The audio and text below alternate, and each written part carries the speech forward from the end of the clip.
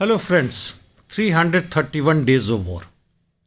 It has been an eventful day as far as war theatre is concerned, wherein the Russian forces have managed many small victories. And to counterbalance it, Pentagon has announced $2.5 billion worth military aid for Ukraine. And they include not now small or medium, but long and strategic weapons, including tanks, artillery, air defense system, and various others which we are not even told about. And not only Pentagon but the entire NATO countries are behind this move, except few who feel that this is going as West is. And they are not realizing that the red line given by Moscow against arms supply to Ukraine and interference in the war will escalate the war. It will bring about an existential crisis to a country, that is Russia, which holds one of the largest nuclear weapons with almost non-interceptable supersonic missiles.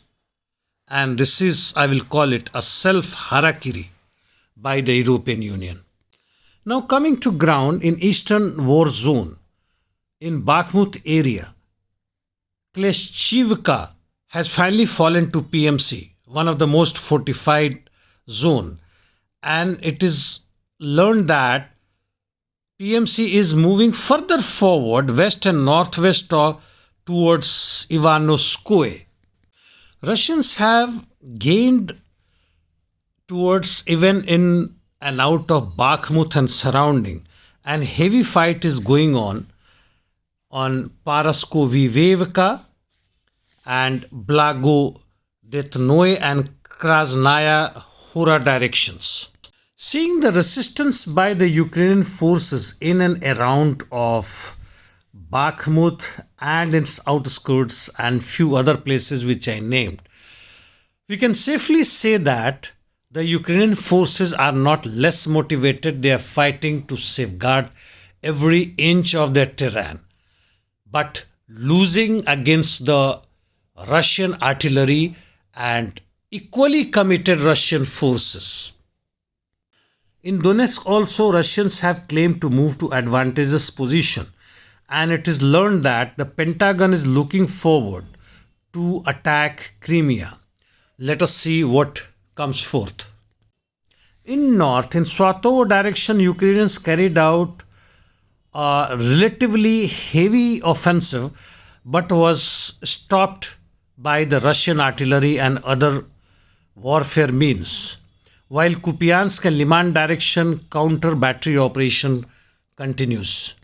In south, a change was seen where the Russian forces conducted a combative reconnaissance in the area of Orekhov, that is Zaporozhye direction, and took over 4 settlements. This is a new development.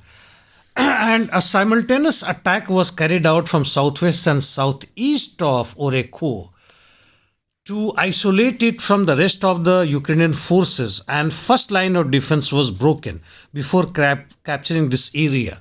It is learned that the Ukrainian forces are bringing reserves in this direction to stop further encroachment by the Russian army. Some related information: in World Economic Forum, Davos, Zelensky has said that fighting in Ukraine has slowed down not only due winter but also because of Kiev's shortage of arms, an issue that can be resolved by the Western friends. An interesting figure: European Union has doubled its trade with Russia, yes, not with America, and 1.2 million French people, workers, protested all over France against the changes in pension by their government. I hope these protests turn into a real class struggle, that is, working class wages attack on the capitalist class and takes over the power to start a new era Do you remember the French Revolution? And then after many revolutions took place, though, has been defeated somehow or other, even after being successful for a short period. USSR was the longest. And that's the end of my talk